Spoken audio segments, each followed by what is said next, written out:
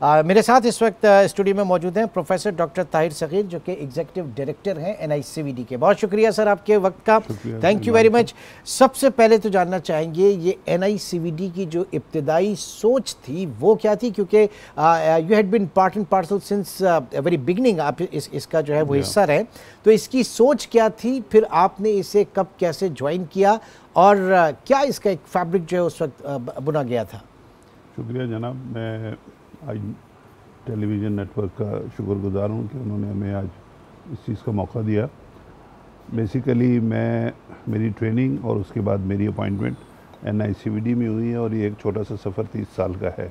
30 साल का? जी। तो आप तो खुद NICVD के प्रोडक्ट हुए सर? जी हाँ। ओके। तो मामला ये है कि ये जब बना था तो एशिया का पहला कार्डियक हॉस्पिटल था 1962 में। फिर एशिया में सबसे पहले जो एंजियोग्राफी आई वो भी NICVD में ही हुई। ये रूटीन की तमाम काम जो थे बाईपास और एंजियोग्राफी एंजियोप्लास्टी होते रहे, मगर दुनिया में जैसे कि आपने देखा कि चीज़ों को एडवांस होने में बहुत थोड़ा टाइम इसलिए लग रहा है कि रिसर्च कार्डियोलॉजी में बहुत ज़्यादा इंटेंसिव है। तो फिर एक चीज़ आई थी कि हार्ट अटैक में पेशेंट जो है उनकी अमवात बहुत ज़्यादा है और अगर अमवात नहीं होती तो उनके दिल के पट्टे बहुत कमज़ोर हो जाते हैं।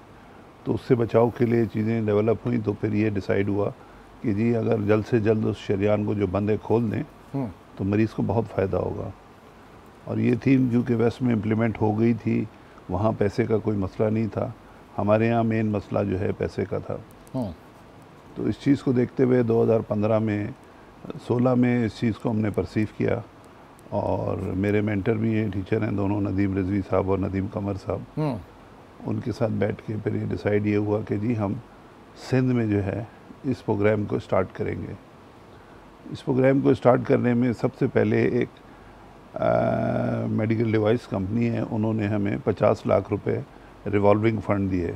अच्छा, इसमें सिंध गवर्नमेंट अभी आई नहीं थी? ठीक है, अभी ये 2-4 इंडिविजुअल्स जो है उनकी सोच आगे चल रही है। ठीक, उस रिवॉल्विंग फंड से हमने वो शुरू किया 50 लाख के। और 1 या 2 ही महीने हुए थे, उसके इतने बेनिफिट थे। और सबसे अच्छी बात यह कि सिंध गवर्नमेंट को जो चीज़ें प्रेजेंट की गई और उससे सबसे बड़ी बात यह कि सिंध गवर्नमेंट में जो उस वक्त के चीफ मिनिस्टर साहब थे उन्होंने इस चीज़ को समझा, शाह साहब, और फिर उन्होंने हमें अक्रॉस द बोर्ड इजाज़त दे दी कि आप ये काम शुरू करें। तो हमने ये काम शुरू किया था सिर्फ हार्ट अटैक के मरीज़ों को फ्री इलाज, लाइफ सेविंग। वहाँ से बात चली। And this is year 2017। Okay. और फिर वहाँ से जो बात चली तो आज इस वक्त NICVD में किसी किस्म का कोई भी प्रोसीजर है वो तमाम का तमाम फ्री है, चाहे वो 100 रुपये का हो या 40 लाख का हो, क्योंकि सर्विस अच्छी है, डिलीवर हो रही है। सिंध गवर्नमेंट का जो कंट्रीब्यूशन था, क्योंकि मैं तो इस तरह से लेता हूं कि जब हम रोल मॉडल कहते हैं कि गवर्नमेंट ऑफ सिंध जो है हेल्थ केयर सिस्टम में, और फिर हम तो ये भी देख रहे थे कि जनाब पूरी दुनिया में सिंगल लार्जेस्ट इन्वेस्टमेंट अगर कोविड के बाद कहीं कोविड में हुई है तो फिर वो हेल्थ केयर सिस्टम में हुई है, ठीक है ना। तो उसमें पाकिस्तान के दूसरे सूबे जो है उनके लिए रोल मॉडल है। तो बार बार मैं आ जाता हूँ कि सिंध गवर्नमेंट का क्या इसमें कॉन्ट्रीब्यूशन है? इसमें कंट्रीब्यूशन तो होली सोली 100% उन्हीं का है। उसमें सबसे अच्छी बात यह है कि पैसे के मामलात में जब भी हम उनके पास किसी किस्म की कोई भी तजवीज़ लेके गए, उन्होंने कभी उस पर कट नहीं लगाया, ना उसमें कोई बहस मुबाहिसा किया है। उन्हें पता है कि ये लोग डिलीवर कर रहे हैं। वही वजह है कि इस वक्त तकरीबन 10 हमारे सैटेलाइट सेंटर्स डेवलप हो गए हैं। कहाँ पे हैं 10 सैटेलाइट सेंटर? अगर आप शुरू करें सखर से, तो सखर के बाद अब आप आइएगा तो फिर 6 तो मैंने विजिट किए हैं पर्सनली। सखर के बाद आप खैरपुर आएंगे, उसके बाद आप लाड़काना जाएंगे, फिर 7 आएंगे, फिर नवाबशाह आएंगे, फिर हैदराबाद आएंगे, फिर टंडो मोहम्मद खान जाएंगे, फिर मिट्ठी जाएंगे, फिर लियारी आएंगे, और अब रिसेंटली अब उसका इफ्तिताह होगा जो कि बल्दिया में नया सेंटर बना है हमारा।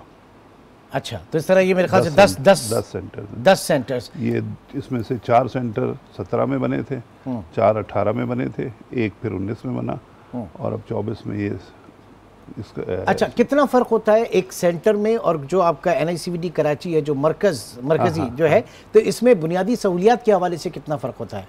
मैंने जैसे कहा कि हमने स्टार्ट किया था हार्ट अटैक से, टू स्टार्ट विद सारे हमारे सेंटर्स हार्ट अटैक की लिए ही डेवलप हुए थे और वही हम केयर दे रहे थे, क्योंकि इसमें तकरीबन ह्यूमन रिसोर्स शुरू में इनिशियली तो 100% कराची से जाती थी और वहाँ पे डॉक्टर्स हमारे ड्यूटी करते थे और फिर हफ्ते हफ्ते रह के और वापस आते थे। Over a period of time फिर वहाँ पे हमने कंसल्टेंट्स वहाँ के लोकली हमारे हो गए, कुछ और फैकल्टी के लोग आने शुरू हुए, तो वो डेवलपमेंट हुई। तो हुआ ये कि हार्ट अटैक के मरीज़ के बाद फिर हमने वहाँ कार्डियक सर्जरी शुरू की।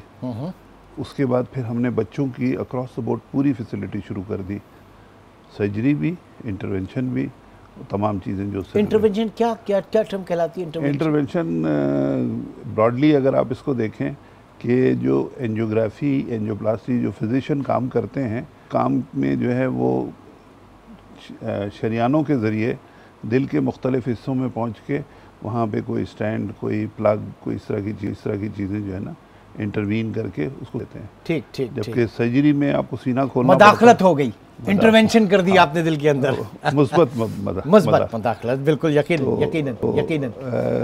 वो फिर उसके बाद फिर फोर्थ चीज़ जो शुरू हुई वो इलेक्ट्रोफिजियोलॉजी का पूरा सिस्टम शुरू हुआ, जिसमें कि इलेक्ट्रोफिजियोलॉजी सर्विसेज में पेसमेकर और एडवांस केयर जो उससे रिलेटेड है वो सारी। तो ये चीज़ टंडो मोहम्मद खान में हो गई है, सखर में तो बहुत उम्दा हो रही है, हैदराबाद में हो गई है और लड़काना में। ये 4 centre full blown cardiac care के साथ इस वक्त काम कर रहे हैं। और अच्छी बात यह है कि यही सेंटर जो है ना अब college of physician and surgeon से रिकग्नाइज हो गए फॉर पोस्ट ग्रेजुएशन। ओके, अच्छा, मैंने कराची में गुलशन की तरफ, नॉर्थ की तरफ, ये जो आपके चौरंगियाँ होती हैं राउंड अबाउट्स, उस पर आपके वो कुछ कंटेनर्स वगैरह होते हैं, मोबाइल यूनिट्स होते हैं, वो क्या हैं? ये इनको हम कहते हैं chest pain unit. Chest pain units, okay. इनकी थीम ये है कि कराची शहर क्योंकि बहुत बड़ा है, अगर मैं जैसे कि मलीर में रहता हूँ, जब शाम को मैं घर आता हूँ तो 1.25 घंटे 1.5 घंटे लगते हैं पहुँचने में। घर आके अगर मुझे किसी किस्म का कोई चेस्ट में पेन या मैदे में दर्द ये होगा तो मैं कहूँगा यार सुबह जाके दिखाएंगे, अभी कौन जाए कार्डियो, बहुत दूर है। उस चीज़ को देखते हुए हमने तकरीबन 19 चेस्ट पेन यूनिट कराची के मुख्तलिफ मेजर पॉइंट्स पे करवा दिए हैं। वहाँ पे एक डॉक्टर होता है, नर्स होती है, टेक्नीशियन होता है और सिक्योरिटी स्टाफ होता है, प्लस उसके साथ 1112 के साथ हमारा मेमोरेंडम ऑफ अंडरस्टैंडिंग है, एक एम्बुलेंस में। ठीक, जो भी आएगा उसकी इनिशियल असेसमेंट होगी। वहाँ पे हम सिर्फ रिस्क असेसमेंट करते हैं, कि मरीज़ हाई रिस्क है या नहीं है। अगर उसको हार्ट अटैक है तो उसको सीधे हमने इमीडिएट ट्रीटमेंट दे के एम्बुलेंस में, और उसमें अब हमने जो नई चीज़ इख्तिरा की है वो ये कि हमारा सारा सिस्टम इलेक्ट्रॉनिक हो गया है। एम्बुलेंस नंबर, पेशेंट की टोटल हिस्ट्री, ECG, ये तमाम की तमाम कार्डियो के हमारे कैथ लैब में डिस्प्ले पे आ जाएगी, और ये इन्फॉर्मेशन हो जाएगी कि भाई डॉक्टर ताहिर जो है नागन चुरंगी से आ रहे हैं हार्ट अटैक के साथ। अच्छा, तो मरीज ER में नहीं आएगा। ओके, वो ऑलरेडी उसकी इन्फॉर्मेशन जो है वो वहाँ पहुँच चुकी होगी बिफोर एंड ट्रांसफ़र। ठीक।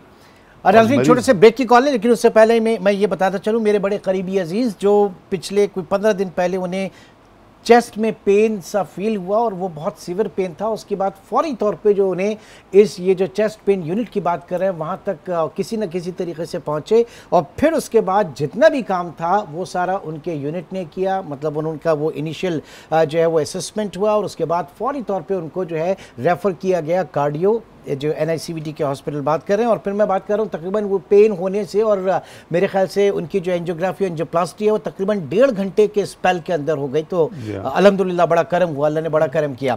एक छोटे से ब्रेक की कॉल है और डॉक्टर ताहिर सगीर साहब हमारे साथ मौजूद हैं। एक छोटे से ब्रेक के बाद दोबारा मिलते हैं।